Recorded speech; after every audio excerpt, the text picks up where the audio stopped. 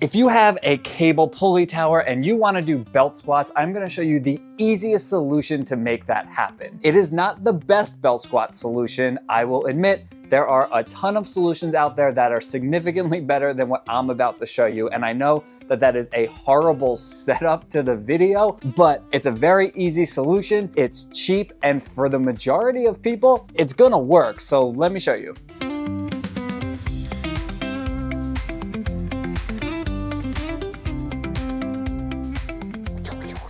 In another video of mine, I broke down my setup here for doing lat pull downs.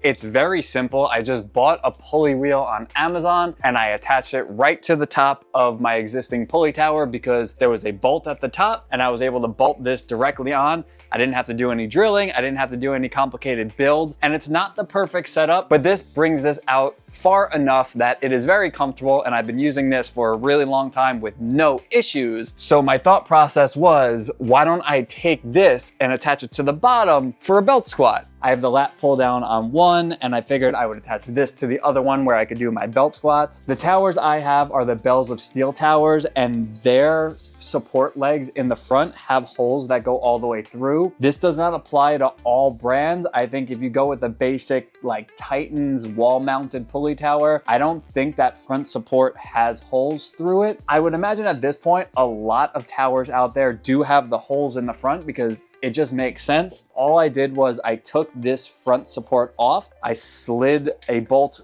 through here, and I bolted my wheel down vertically so it's coming out the bottom. This was from Amazon. It comes with an eye bolt through it. It's meant to just be hung off of the top of a rack or a pull-up bar or something like that to create a pulley system. I just took that eye bolt out and I just put a bolt that fit through this support bracket, and it is very, very tight. When you get a pulley wheel, you can check the weight capacity. It's usually anywhere from 300 to 500 pounds. So anyone that's concerned about this breaking, my weight stack goes up to 210, which is an issue I'll get into in a second. Obviously that's not super heavy for belt squats. I wanted to have the pulley wheel out in the front, and trust me, I tried a lot of different things. I could easily bolt it to the front. The problem was when you do that, everything gets pulled up. So as you perform the squat, because the wheel is so far out in the front, the entire base was shifting, and for longevity purposes and safety purposes, that was not gonna work.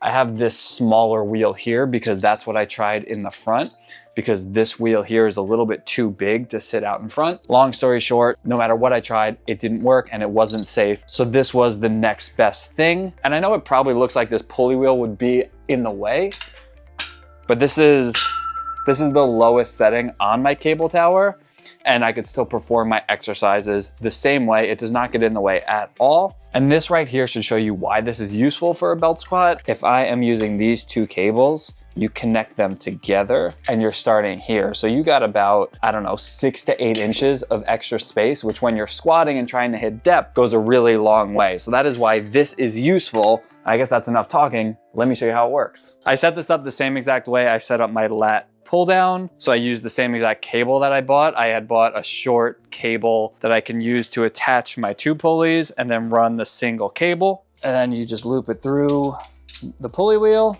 And that is literally all there is to it. That takes about 10 seconds and we're ready to rock. Now, when you perform belt squats, it's nice to have some kind of a handle. So I have this old lever arm handle that I'm just gonna attach here. You could use weight horns, you could use band pegs, you could really use anything, just something to hold on to. And I need my belt, don't I? I grabbed the wrong chain.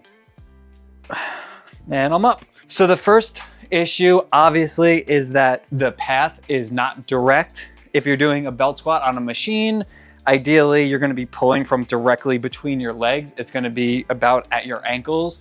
This is pulling towards the rack itself.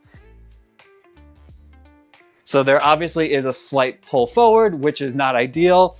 Again, this is not perfect, but it works. So that's the first issue. The second one is, I'll bump the weight. I don't even have to go all the way up. I think if I go like here, you're gonna notice it. So you can probably see the upright is moving a little bit because the weight is a little bit heavier and you're pulling up. It's gonna lift a tiny bit. Now, everything I have is bolted together, so nothing's gonna tip or move. So if I come down and then squat up, you'll notice there's a little bit of bounce to the machine. I don't consider it to be unsafe in its current state, but if you abuse this, yeah, it could definitely get unsafe. So this is where a platform would come into play. But again, I want this to be as easy as possible. I just wanted to throw a pulley wheel on there and be good to go. I don't want to build a platform or buy a platform because you're either looking at hundreds of dollars or you're looking at skills that frankly, I do not possess. What I have done to stop the unit from lifting up and to help the range of motion a little bit is throw 2 bumper plates on the ground. The extra weight of the plates and then me standing on the plates will not only keep the unit down, but it allows for a better range of motion because it allows me to bring my feet forward where normally my feet would be hitting that cross member. I get an extra few inches on here. And also worth mentioning that this allows you to go deeper into the squat too.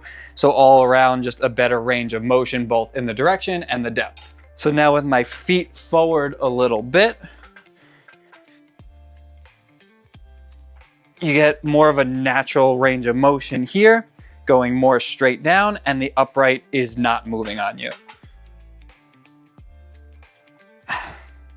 And if you're noticing a wobble in this plate, it's because I am at the end of the cross member. I tried to wedge another plate underneath it, and I just positioned it incorrectly, and I don't feel like fixing it.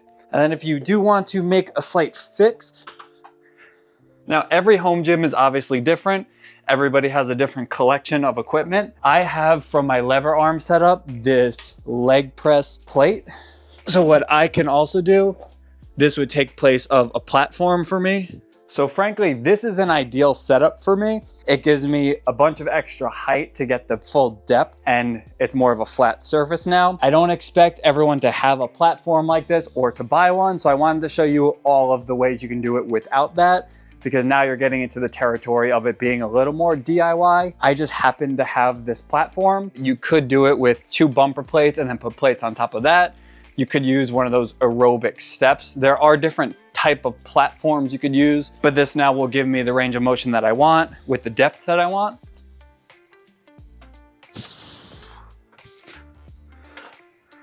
So now I have a flat surface here, basically like a platform that I could get full depth on. You get a really solid squat doing this.